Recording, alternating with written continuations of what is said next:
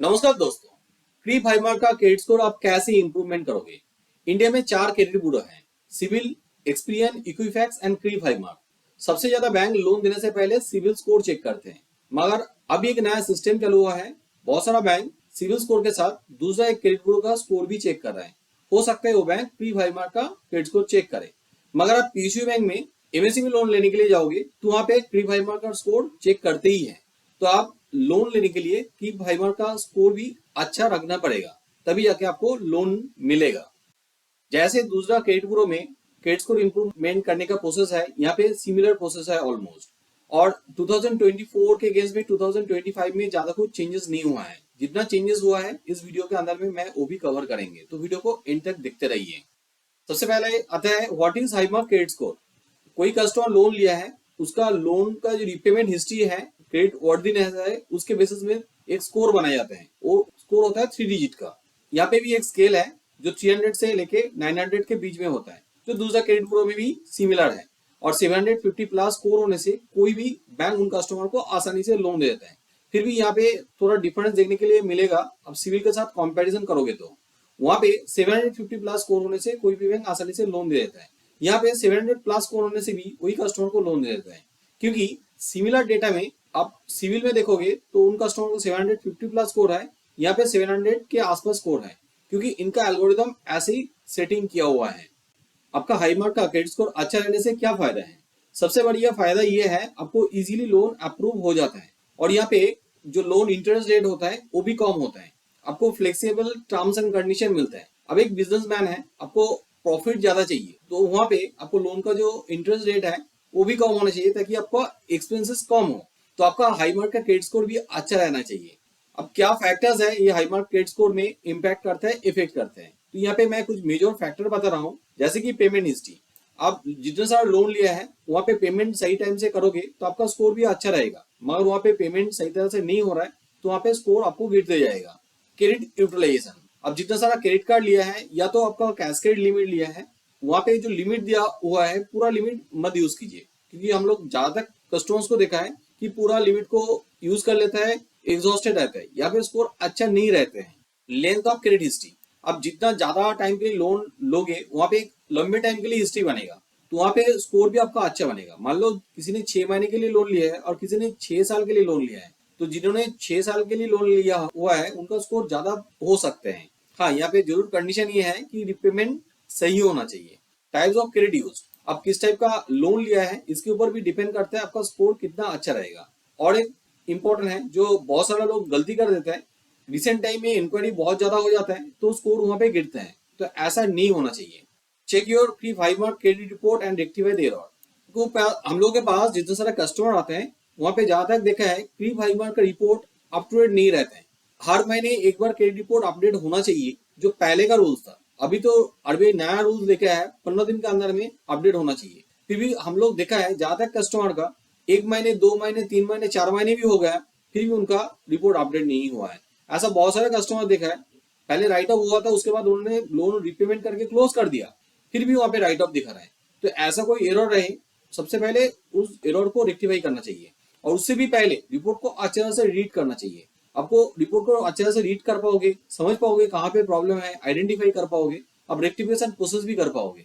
तो रिपोर्ट को रीड करने के लिए मेरा ये वाला वीडियो देख सकते हो, जहाँ पे आप समझ पाओगे कि रिपोर्ट में कहाँ पे प्रॉब्लम है। अब प्रॉब्लम आइडेंटिफाई करने के बाद जरूर आपको रेक्टिफिकेशन करने के लिए क्रीप हाईमार्क में कॉम्प्लेन डालना चाहिए। कैसे कॉम्प्लेन आप डालोगे उसके लिए मेरा अलग से एक वीडियो है, उसका लिंक मैं नीचे डिस्क्रिप्शन में दे देंगे। Pay your pending dues immediately, obviously कोई भी ड्यूज रहे जल्दी से पेमेंट कीजिए, क्योंकि आप जितना दिन के लिए लेट करोगे आपका क्रेडिट रिपोर्ट में वहां पे डीपीडी शो करेगा या तो एसएमएस शो करे। ज्यादा दिन के लिए आपका डीपीडी होते जाएगा, स्कोर भी बहुत जल्दी से नीचे गिरते जाएगा। ईएमआई ऑन टाइम में जरूर पे करना चाहिए। अब मान लो किसी ने भी ईएमआई पेमेंट नहीं किया, आपका ईएमआई बाउंस हो चुका है, बाउंस चार्जेस भी लगेगा और ज्यादा दिन के लिए ये पेमेंट नहीं होगा, तो वहां पे भी आपका डीपीडी होना शुरू हो जाएगा। ऑप्टिमाइज योर क्रेडिट यूटिलाइजेशन, जैसे मैं पहले बता रहे थे, बहुत सारे कस्टमर्स को हमने देखा है 1 लाख का क्रेडिट लिमिट है उनका क्रेडिट कार्ड में, तो उन्होंने 1 लाख यूज कर लिया है और मिनिमम पेमेंट हर महीने कर रहे हैं। ऐसा नहीं करना चाहिए। देखिए, आपको 1 लाख का लिमिट है तो उसके अंदर में 39% तक आप यूटिलाइज करोगे तो आपका हाईमार्क का जो क्रेडिट स्कोर है अच्छा रहेगा। दूसरा कोई क्रेडिट ब्यूरो के हिसाब से देखोगे तो 30% के अंदर भी आपको यूटिलाइज करना है। तो मेरा रिकमेंडेशन यही है, आप 30% तक यूटिलाइज कीजिए। कभी भी आपका ज्यादा यूटिलाइज हो जाए तुरंत पेमेंट करके रिड्यूस कर लीजिए। हाँ, यहाँ पे और एक काम आप कर सकते हो, आपका एक क्रेडिट कार्ड है उसके जगह में 2-3 क्रेडिट कार्ड और भी ऐड कर सकते हो। वहाँ पे टोटल क्रेडिट कार्ड का जो लिमिट है उसके अंदर में आप 30% यूज कीजिए, वहां पे भी आपका अच्छा स्कोर बने रहेगी। Maintain a mix credit portfolio. देखिए, आपने से पर्सनल लोन लेते जा रहा है, कंटिन्यू लेते जाओगे तो आपको स्कोर एक टाइम पे बढ़ेगा नहीं, ऊपर से घट भी सकते हैं। तो यहाँ पे आप कोई मॉर्गेज लोन लीजिए या तो होम लोन लीजिए, कम से कम आप गोल्ड लोन भी ले सकते हो, वहां पे आपका स्कोर अच्छा बनेगी।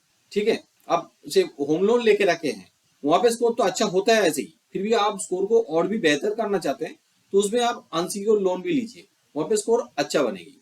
कभी भी सेटल मत कीजिए।